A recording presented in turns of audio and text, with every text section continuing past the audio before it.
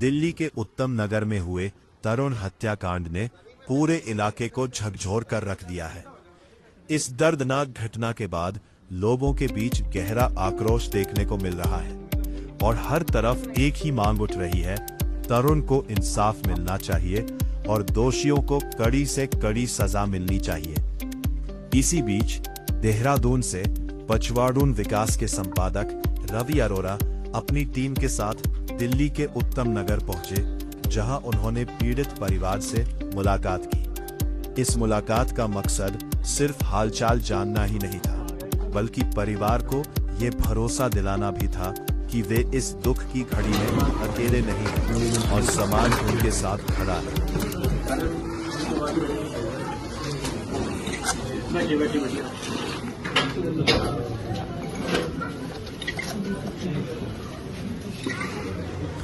गुब्बारे की बात गुब्बारे में जब छोटी सी बच्ची थी 7-8 साल की उससे गुब्बारे बच्चे गिर गया तो महिला ही बच्चे नीचे को महिला के पैरों के पास गिरा था, वो इधर आसपास में छींटे लग गए। तो वो जोर जोर से हल्ला मचाने लगी कि मेरे रोटियाँ में नाकाम हो गई। ऐसे जोर जोर से 5-4 मिनट के बाद में उनके लोग इसी में रहते हैं, 7-8 मकान उनके, वो सारे इकट्ठे होकर ना उनके पास डंडे रोड वगैरह की वो आके फिर हमारे ऊपर भी सब पे हमला कर गया। इनका भी हाथ तोड़ दिया। मेरा छोटा भाई, अच्छा ये आपके भाई है? ये चाचा लगता है, चाचा जी।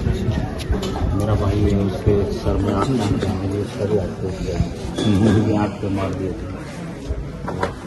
लड़के की भी लगी थी तो हम वो घर मारा तो उधर बंद हो गए जहाँ वो फिर भी डंडों से अंदर गेट पे भी मार रहे थे, जोर जोर से मारे तो हमने दरवाज़ा कर दिया बंद। वो बच्चा गया हुआ था होली खेलने, 6 बजे तक वो हमारे पास था लड़का। 6 बजे के बाद में लगा पापा मैं दोस्तों के साथ होली बुक कर तो वो महाराज भी चला गया, मतलब चल गया जल्दी आ गया। तो ये मतलब 11 के 10:30 के आसपास की बात होती थी होली खत्म होने के बाद। तो वो बच्चा 11 बजे के आसपास आया, वो बच्चा अपने दोस्त को उसको होली खेल के, उसको पता नहीं था घर पे झगड़ा हुआ। तो वो यहीं पे सारे बैठे हुए थे, घाट लगाए। और बच्चा मतलब अच्छा लंबा चौड़ा वो बच्चे का आते उसके सर पे 15-20 लोग उन्हें सारे सर पे डंडे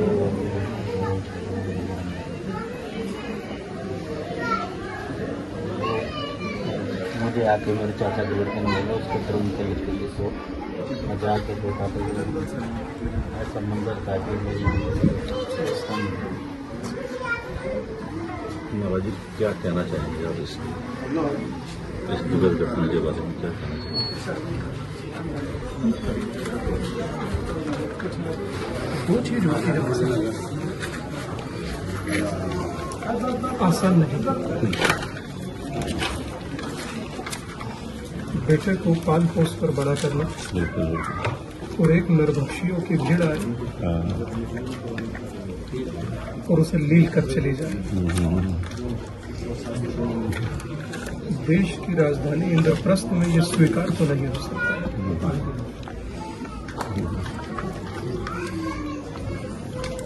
देश में संविधान को मानने वालों की सरकार है। ऐसी नजीर पेश की जाए कि कोई किसी की तरफ ऐसे गलत निगाह उठाने से भी काफी बड़ा जगह घर है ना।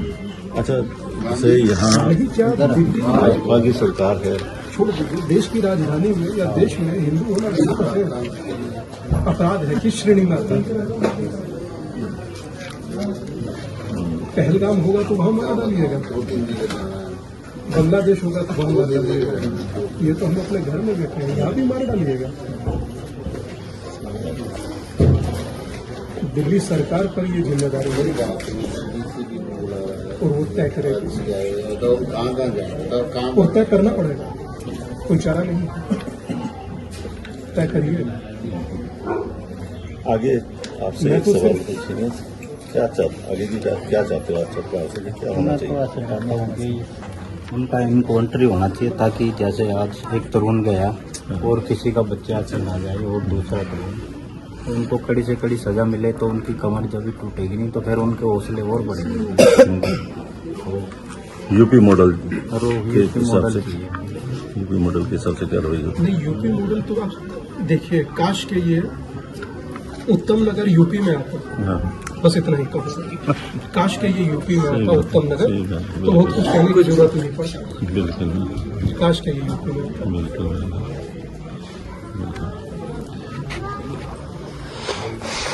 इस वक्त हम की दुखद घटना इसने देश को झकझोर करके रख दी है। तो इनसे मिलने आए थे, इनसे जाना हम क्या हाल क्या चाहते हैं और क्या होना चाहिए। हर चेहरे पर दर्द और आंखों में आंसू दिखाई दे रहे थे। परिवार के लोग अब भी इस सदमे से उबर नहीं पाए हैं कि उनका बेटा, उनका भाई, उनका सहारा अब इस दुनिया में नहीं रहा। तरुण के माता पिता का दर्द शब्दों में बयान करना मुश्किल है। एक माँ की आंखों में अपने बेटे के लिए आंसू थे और दिल में बस यही सवाल था, आखिर उसके बेटे का कसूर क्या था। हिंदू स्वामी दीपांकर ने परिवार के साथ बैठकर उनका दुख दर्द सुना। उन्होंने परिवार को दिलासा देते हुए कहा कि इस मामले में न्याय जरूर मिलेगा और दोषियों को कानून के अनुसार सख्त से सख्त सजा दिलाने की हर संभव कोशिश की जाएगी। उन्होंने कहा कि किसी भी निर्दोष व्यक्ति की हत्या सिर्फ एक परिवार का नहीं बल्कि पूरे समाज का नुकसान होती है। हिंदू स्वामी दीपांकर ने यह भी कहा कि जब तक पीड़ित परिवार को इंसाफ नहीं मिलता तब तक समाज को चुप नहीं बैठना चाहिए। न्याय के लिए आवाज उठाना हर नागरिक का अधिकार भी है और जिम्मेदारी भी। इस दौरान हिंदू स्वामी दीपांकर और बिट्टू बजरंगी के साथ रवि अरोरा भी मौजूद रहे। उन्होंने भी परिवार से मुलाकात की और उन्हें भरोसा दिलाया कि वे इस न्याय की लड़ाई में उनके साथ खड़े हैं। मुलाकात के दौरान परिवार के लोगों ने भावुक होकर कहा कि उन्हें किसी से बदला नहीं चाहिए, उन्हें सिर्फ न्याय चाहिए। उनका कहना है कि जिन्होंने उनके बेटे की जान ली है उन्हें कानून के अनुसार सख्त से सख्त सजा मिलनी चाहिए ताकि भविष्य में ऐसी घटनाएं दोबारा न हो। तरुण की मां ने रोते हुए कहा कि उनका बेटा बहुत सीधा साधा था और उसने कभी किसी के साथ गलत नहीं किया, लेकिन अचानक हुई इस घटना ने उनकी पूरी जिंदगी बदल दी। एक मां के लिए अपने बेटे को खोने का दर्द दुनिया का सबसे बड़ा दर्द होता है। परिवार के अन्य सदस्यों ने भी कहा कि उनका घर अब पहले जैसा नहीं रहा। जहां पहले हंसी खुशी का माहौल रहता था, वहां अब सिर्फ सन्नाटा और यादें रह गई है। इस पूरे मामले को लेकर इलाके के लोगों में भी भारी आक्रोश देखने को मिल रहा है। स्थानीय लोग लगातार न्याय की मांग कर रहे हैं और चाहते हैं कि प्रशासन इस मामले में सख्त कार्रवाई करे।